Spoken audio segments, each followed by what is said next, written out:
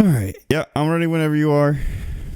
Okay. My brother says Elon Musk should have named the recovery ship honey bunches of oats or boats, because that's what my nephew calls honey bunches of oats. Is honey bunches of boats.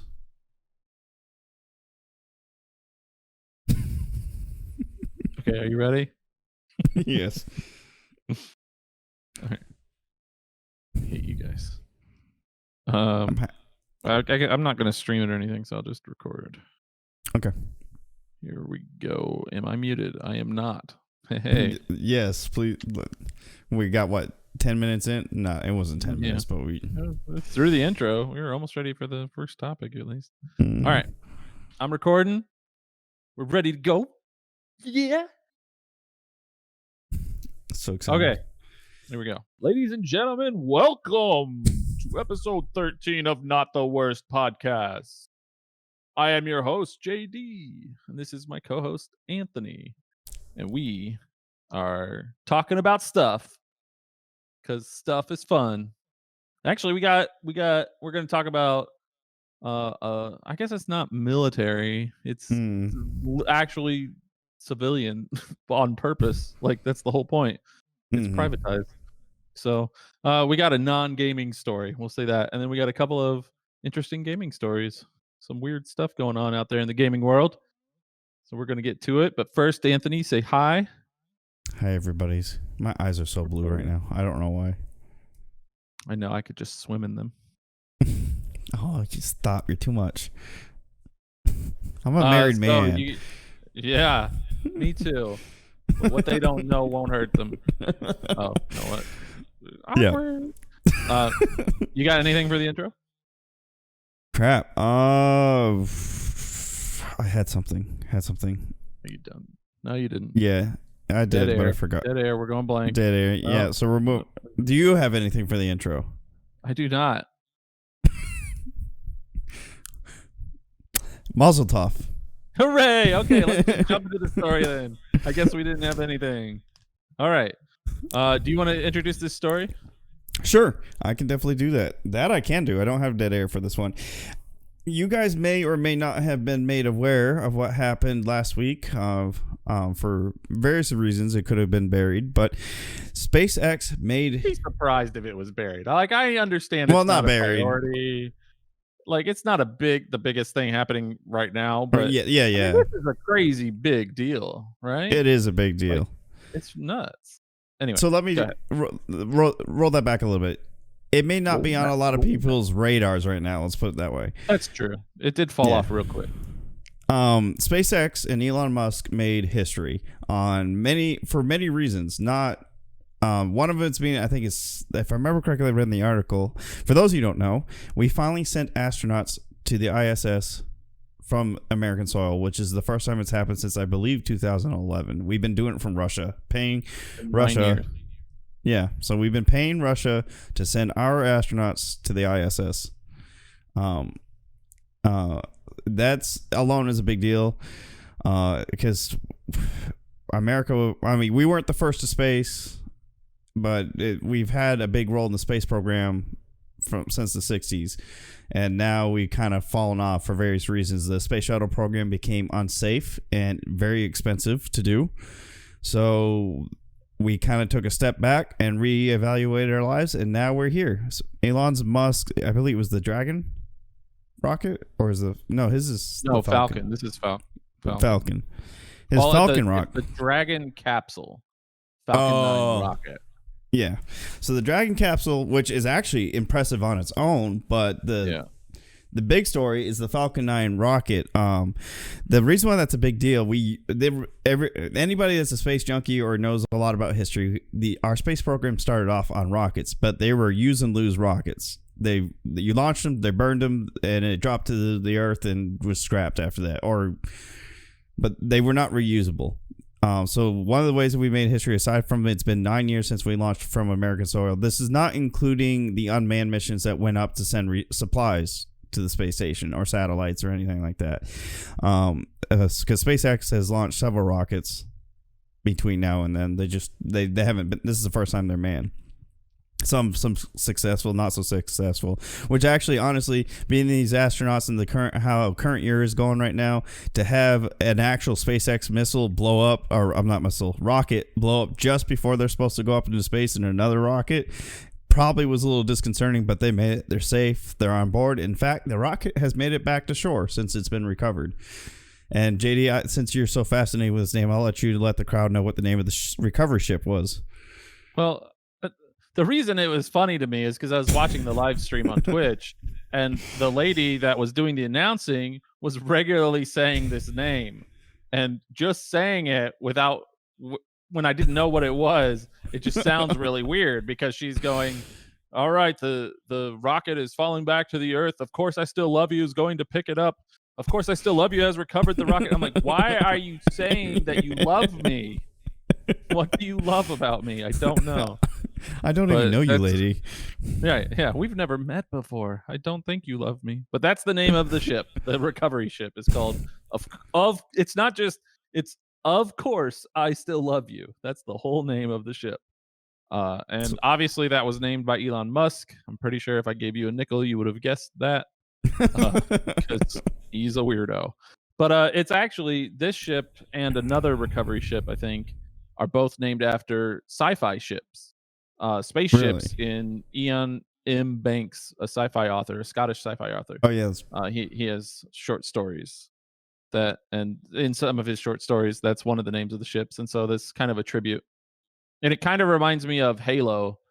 Halo had all those weird names for Covenant ships, or even like the human ship was like the Pillar of Autumn, and then there was like Truth and Consequences and stuff like that. Always weird names for their ships. Yeah, there's also, I mean, it's not as weird. They had the ship, it was called the Pillar of Dawn. So, and like that. Yeah. And it's like, where do you even? It's a weird name for just a spaceship. But so that's what was fascinating to me when I was watching this was not the Dragon capsule or sending humans to space on American soil for the first time in 9 years. Just of course I still love you. The cute little drone recovery ship. That's another thing. It's a drone. It's a drone recovery ship. There was nobody manned it. It was set out in the ocean, just recover the rocket. That's right. It tracks the rocket as it's launching. Because I mean, rockets are dangerous, right? Like obviously, one of them blew up the day before this happened, like you said. So when we launch these rockets, we have to launch them over water. We try to keep them away from populations. And every rocket that goes into space usually takes like boosters and other things that always come off as it's going. And so that stuff just lands in the water. Like off the coast of Florida is probably a dozen different versions of these kind of boosters and stuff. And it's just lost. It's gone. They scrap it and they start all over and they spend millions of dollars to do that. So the fact that this thing can track where the rocket is flying out into space, follow it, and then catch the rocket as it comes down is really cool. A very advanced technology.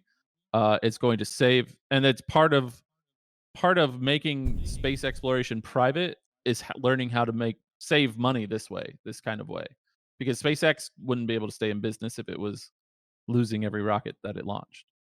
I mean, they lose plenty because they keep blowing them up, but it's very cool.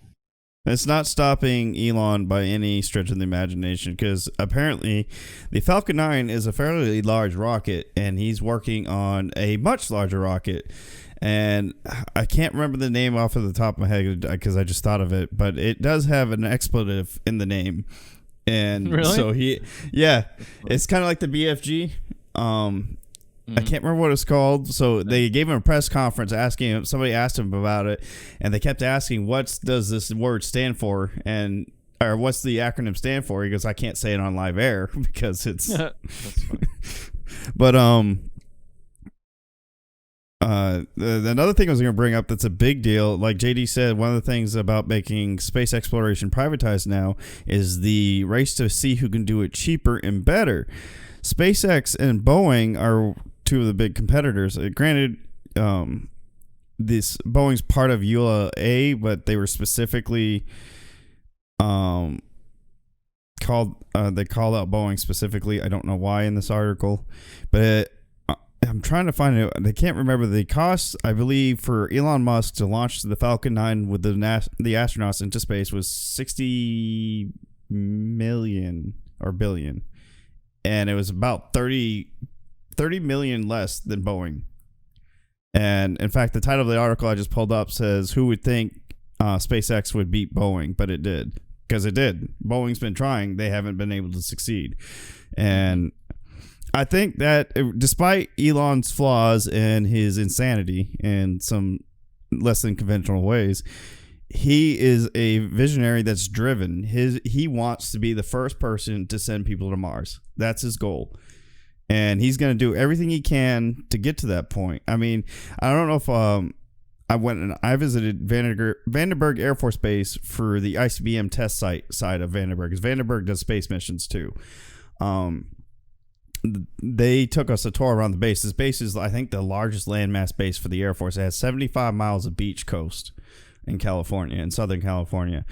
So they drove us around the entire base, and you see random towers in these open, empty spaces. And one is SpaceX, and one is ULA. And they were telling me, the guys that work, these were officers that worked in hand with those companies, and they were telling me that Elon, from the start, he developed Tesla with the goal to have combustible fuel cars, because he wants to be able to put Tesla on Mars, because you can't use gas on Mars. There's no oxygen, or very little.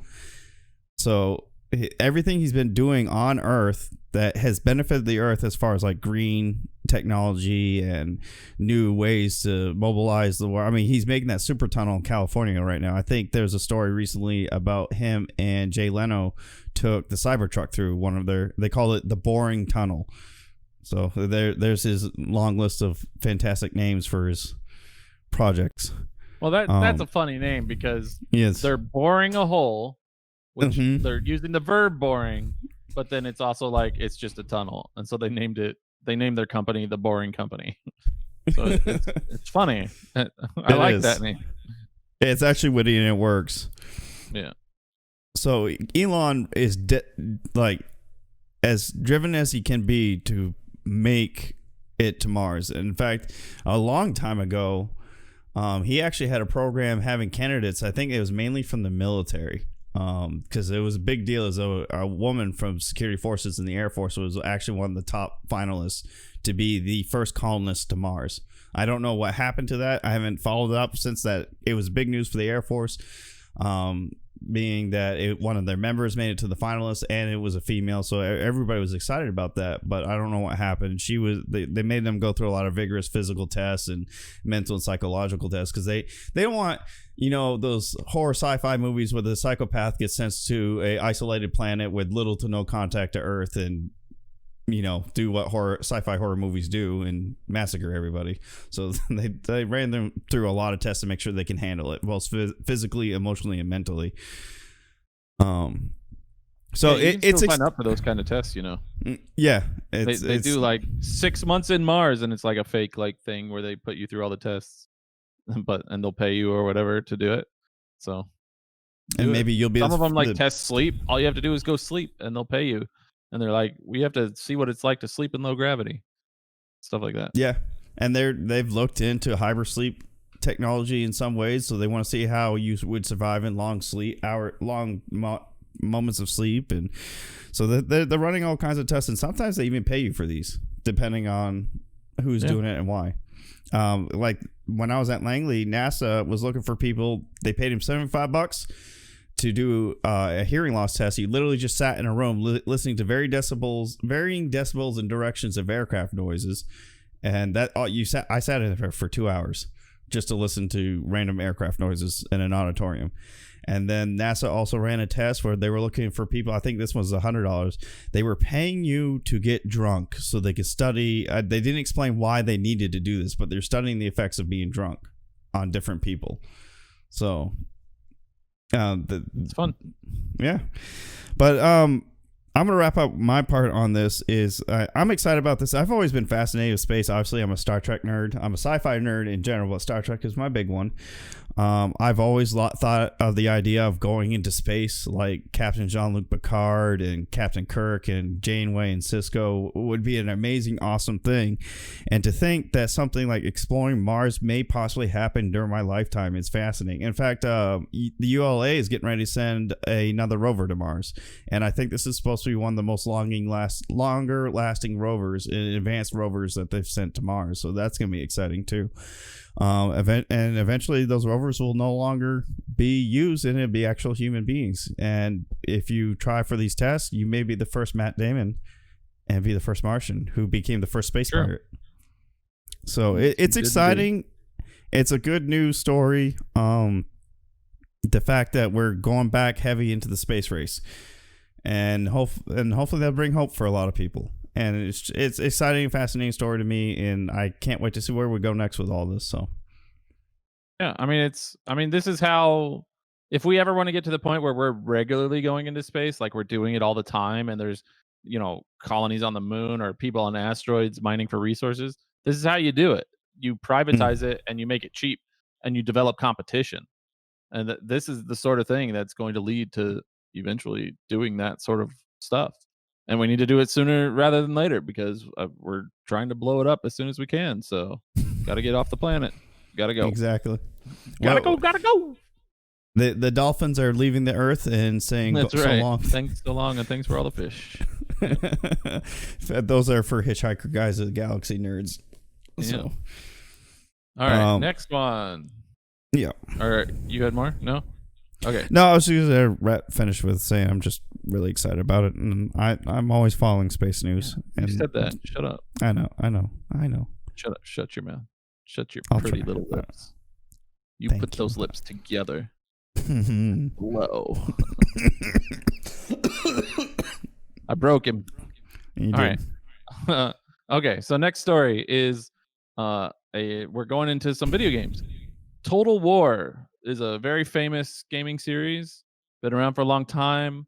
I remember playing Total War Rome in A school, like your tech school. And I literally threw it away after a couple of days because I realized that if I kept playing that game, the military would kick me out for failing everything that I was supposed to be doing. Because that game was so addicting. And I've actually stayed away from Total War games since because I'm afraid of them. Because I was playing that game, just playing the crap out of it. Anyway, so Total War, and it covers, like I said, Total War Rome, but they have Total War Shogun, which is Japan. They have Total War all over the world series from France, everywhere. Europe. And the next one coming out is called Total War Troy.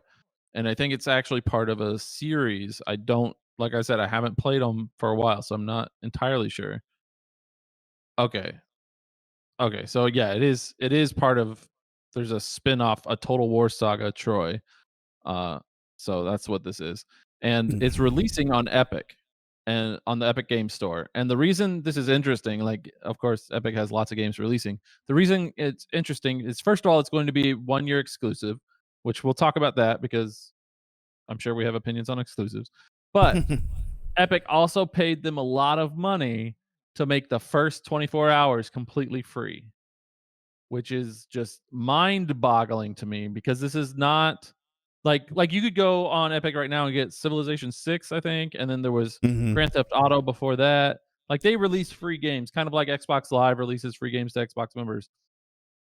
This is a brand new game that you literally don't have to pay a dime for. You don't even have to be a member of Epic Games or whatever. That's crazy.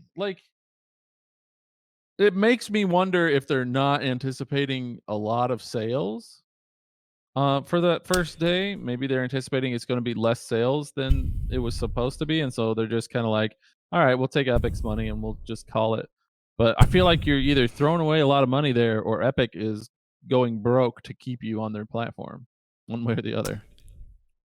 Yeah, and when JD told me this, because it's not 24 hours to try for 24 hours and then you have to buy it. You get to keep this game. Epic, the way they do this free games is that, with Xbox Gold, when you get Xbox Gold, you get free games, 2 to 3 free games a month. If I remember correctly, the moment you're done paying for Xbox Gold, you can no longer play these games. Well, there's no subscription for Epic's free games. It's just as long as you log in and do the two-factor authentication, whenever they pop up saying, "Hey, this game is free," you click it, click purchase, click yes, I agree, and it's yours. Nobody's taking that away from you. So that's like dumbfounding. Like Civ 6 being free, it's not brand new, but it's not old either. So it's before Epic was just doing like indie games or very old games for free. Right. Now they're getting into bigger titles. I mean, one of the benefits of doing GTA or Civ 6, and one of the reasons I think companies agree to this stuff, is that even though they're giving away the base game for free, these companies have 10 years of downloadable content that they've already created for the game. So even if you want Civ 6, you'd have to pay, $20 for the extra stuff. And so that's probably what they're trying to do. They're trying to get people to get the base game and then pay money for the downloadable stuff. This game's brand new, so it doesn't even have any downloadable stuff. It's weird all around. And that's a good point too, because like a lot of these games will do these deals, like free deals, or you get it for $5 because they got a new DLC coming out, and they're hoping that when you buy this game or get it for free, you'll be like, hey, this game's fun, grab all the DLC and grab the brand new one, which is gonna be full price on release. Whereas the older DLCs would be cheaper because they've been out for a while. Division did that. They had a new DLC come out, and they made it cheap or free. I can't remember. Division 2, I think they made it really cheap. They made it like $4 or something like that. Yeah, and it was about the same time their new DLC was coming out, which was gonna be a full price DLC. Right, exactly. They were trying to build up the player base again. Yeah, and they knew that people, and they knew that people were. The interest in the base game of Division 2 was long gone. Nobody's going to pay full price for that game anymore. So they were trying to like pull in new blood to hopefully buy the new DLC. So yeah, and then like Elder Scrolls did that. Elder Scrolls has just had a brand new giant expansion into Skyrim come out called Greymoor, and for several weeks beforehand, you could get the base game for basically nothing. And all the downloadable stuff for just like $20 total or something like that. It was 21, I think, total for everything. Yeah. They even had a sale on their premium for I can't remember what they called it. ESO Plus. Yeah. So it's normal for companies to do stuff like that, and I get why they do it. This game is just weird. This game's an odd duck. And it's not just weird for Rome Total War. It's weird for Epic. That they had to pay the developers a large amount of money to make them say, yes, okay, this is worth making it free for one day. Because Total War has got a fan base. It's one of those niche games that you'll have the group that's going to buy it no matter what every time it comes out. And now you're going to lose probably most of those fan base sales on the first day, because everybody, if they're paying attention, is going to realize, hey, it's free on first day relaunch. And so that's the thing. Like the first day is the biggest day for any game, especially if it's a big game that has attention like this one does. Yeah, it's weird. It must have been a lot of money. I'd love to see that contract. I have theories why Epic would be doing this. They're trying very hard to overcome Steam. They want to be bigger than Steam. They want to overtake Steam. And I don't care what your feelings are between Epic and Steam, and JD mentioned exclusives. We'll get into that a little bit more, I'm sure, in a few seconds. But Epic really, they essentially, like JD said when we talked about this before, Epic took the money from Fortnite to build this launcher, and it's essentially what Valve did with Steam, right? They took the money from I can't remember what game series it was, and built Steam. Half-Life or something. I mean, they had a couple of successful games like Team Fortress and stuff. So they took the money from those games and built Steam, and that's what Epic is doing. But Epic is kind of behind the curve because Steam's been out so long now. Well, that's the problem with Epic. Like, I'm a big fan of having both Epic and Steam and other competitors, like even the smaller ones like Green Man Gaming or whatever, because that competition breeds discounts and deals for people like us who just buy stuff. But yeah, Epic is swimming uphill, right? Or swimming upstream, and they're fighting against a torrent of Steam, and Steam is such a juggernaut in this industry that it's just I imagine it's nearly impossible to gain any sort of market share against them. So yeah, I understand that that's why they're doing stuff like this to try and get people interested in their platform. But the developer making a move like this is the baffling part. The developer is definitely the weird one. And like with Epic, like there's not enough games on Epic. Like I use Epic, I don't have a problem with it, but compared to Steam, it's infinitesimally small. Like there's just billions of games on Steam. Even if you just look at my backlog, which is only like 200 games, then you still more games than Epic does. So Epic's got a long way to go, but the developer doing this is pretty weird. So I wonder if maybe Total War isn't, maybe it's died out, maybe the fan base has died out or something. I don't know. It could be. Maybe they took advantage, like you said. Maybe they're like, well, our normal first day sales aren't going to be this great this time around. We're not going to meet those expectations. So Epic's compensating, and we'll agree. And this leads to the part of them doing this for free and getting paid to do this is it's exclusive to Epic. You said for a year, correct? Yeah, so it won't be on Steam for a year. Yeah, and that's part of that. What we're talking about with Steam, with Epic trying to catch up to Steam. They're doing a lot of these exclusive things, trying to prioritize themselves over Steam. Those suck. Exclusives suck. They always have. Even on consoles, exclusives are bad for us as gamers, and so that part sucks. Yeah, but. And specifically exclusives on consoles, and I know I'm probably gonna hurt some people's feelings. Sony's the worst at this because there's a lot of amazing games on Sony that a lot of us on other platforms, not just Xbox, but PC as well, would love to get their hands on, and we can't because these games are never leaving Sony unless Sony starts getting desperate, which they're not because they're still hanging in there. They're at the top. I mean, basically they're only really behind Nintendo, and Nintendo's worse than Sony. That's true. They are. Like if you think about it, like it's weird that you don't think about it because they're so exclusive, you don't even think about it as exclusive. But Mario is never on another platform. Zelda's never on another platform. That's true. I mean, Nintendo has a death grip on those things, and the only way to get them is to buy a Switch. The difference between Nintendo and Sony in that sense, Nintendo's consoles tend to be inexpensive compared to Sony and Xbox. And I think that's probably another reason why people, it's a combination of that. People don't realize it because they don't have to spend as much money on a Nintendo console as a Sony or Xbox console. They're talking about these consoles get up into the grand soon. And on top of that, Nintendo is an OG in video games, so they've been around forever. So it's kind of fallen into that norm that hey, this is a Nintendo exclusive, but Nintendo's one of the first big consoles. So it's kind of hard to get upset with that. Now Sony with like games like Last of Us, Uncharted, the new Spider-Man looked amazing that none of us on PC, and then this leads to the Sony fans, the diehards, getting upset because PC gamers are emulating a lot of these things. They think it's stealing. Well, I mean, not that I'm condoning supporting stealing things like this, but they don't leave people much choice. And Sony, I don't know what Sony's mindset is in the sense. I kind of get Epic's. Epic's is trying to overcome Steam, and they're trying to look for an edge in every way possible. The only thing I can think of that why Sony would keep doing this, they think this is the only reason why they're remaining so big in the gaming community is because they have so many of these big name exclusives, and a lot of them are single player. Where single player games with decent to amazing stories are dying in the gaming industry, so that they're relying on these games to keep their fans coming back to the console each year. Or each release. That's my guess. This is a complete guess, so I could be wrong. You are probably. Yeah, I'm most likely wrong. I have no idea. Yeah, who knows? All right. Anything else on this topic? I think we have exhausted it. No, but when is it Total War being released? I don't think we said that. So that way, if people want to grab it on day one for free.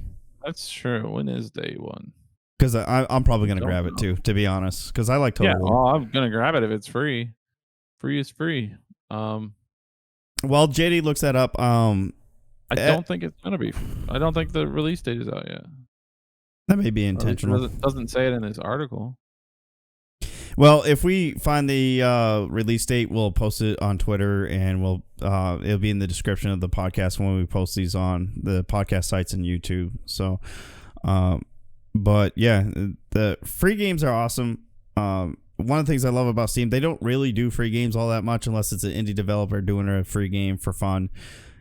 But they do amazing deals. Like Steam has some of the best video game deals next to Humble Bundle. Humble Bundle's getting up there with their deals. Yeah, but those are just Steam codes anyway.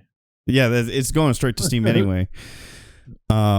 Epic, I haven't paid attention to Epic sales, but they're still, I think they're countering that with the free games. That's why they do these free games every weekend. They give you like 2 or 3 games for free. And I think they're getting more bold in their decisions of doing that. And it may be because either Epic is actually doing pretty well with their launcher, or they're realizing, hey, this isn't picking up as fast as we want to, so we need to step up our game a bit. So, and Fortnite is still pulling them in a lot of money, so they got that cushion to fall back on.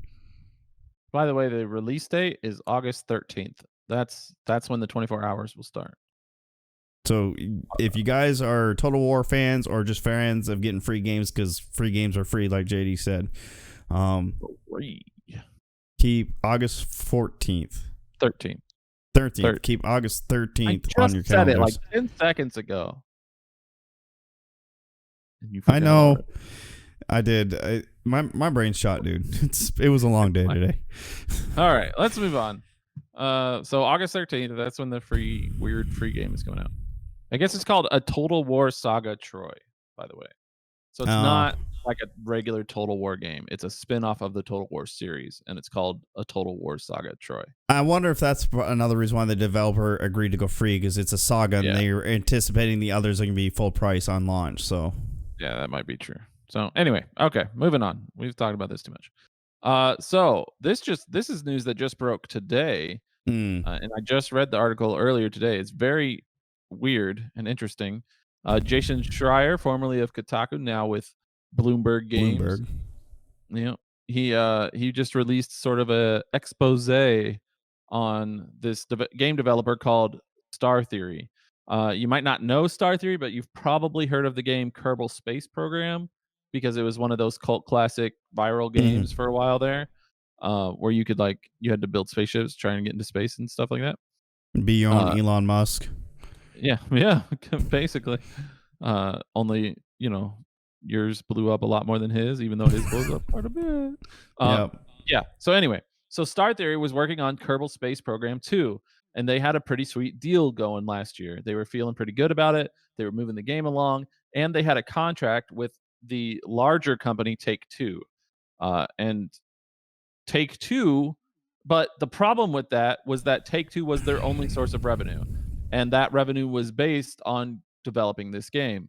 What Take-Two decided to do was cancel the contract and recruit all the Star Theory people to work for them.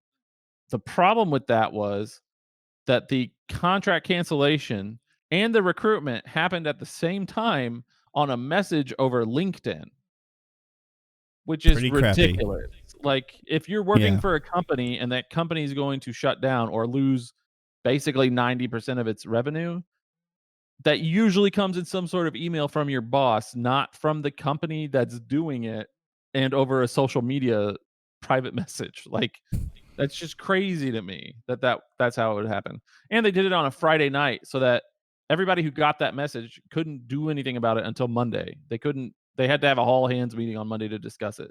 So that's a really shady move from Take-Two. And the other thing was that Star Theory had extra money, right? So they wanted to stay around.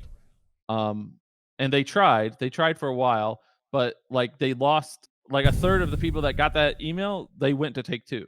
Take-Two hired them and they left. Took the offer. Yeah. So they gutted Star Theory, and then the coronavirus hit, and that delayed everything and shut the whole thing down. So that really sucks. I don't even know if this says that the game is going to be made at all, and that would really suck, because I know there's a lot of Kerbal Space Program fans out there. A lot, yeah. My brother loved that game. Yeah, it was just, And that game was spawned just all kinds of spin-offs. Like there's a game out there now called Polybridge 2, which is you just build a bridge and you have to get a truck over it, but it's kind of the same area Concept. of where Kerbal Yeah. Space Program was, where it's just kind of ridiculously hard, and there's supposed to be actual like engineering techniques to get things to work, and all that kind of stuff. So it's just a crazy story that's on Bloomberg.com right now, and really paints a very bad light of Take-Two, which is already a pretty scummy company. Like they're up there with EA and Ubisoft in terms of Mm-hmm. bad gaming companies. Um, This definitely pushed oh, them in that direction. I can just see at the end of the article, it does say that it's still in development at Intercept. So that game will still come out, but probably not for a while because it's probably going to be delayed. They got a huge kick in the cojones that Yeah. is going to set them back. So that's pretty crazy. And this is just ridiculous because a lot of gaming developers are taking this road now, pulling these really dick moves to their developers and the employees of the developers, and I don't understand it. I don't know if it's greed or stupidity or both, but they're pulling these insanely unthinkable moves, and then they try to make us pay for it too by A, we lose a game we're all looking forward to, and B, then they nail us with like microtransactions or something ridiculous that none of us are a fan of, but they keep thinking we want more of. So I don't know what's getting into these publishers, other than maybe they think they're going under, so they're trying to take everything they can before it happens. I don't know. Yeah, maybe. I think the problem with gaming in general, and this is a problem that's in gaming development and in esports and all of that, is that there is a very thin margin for profit. Especially when it comes to like having to create the physical version of a game, like a physical disc, and then you have to have physical cases and marketing and all that stuff, and all this stuff adds up, and game development takes forever, right? It's not like a movie where you can shoot it in a month or two and edit it in a few more months and then it's out couple of months after that. Games can take 2, 3, 10 years to develop, and you have to pay people that entire time.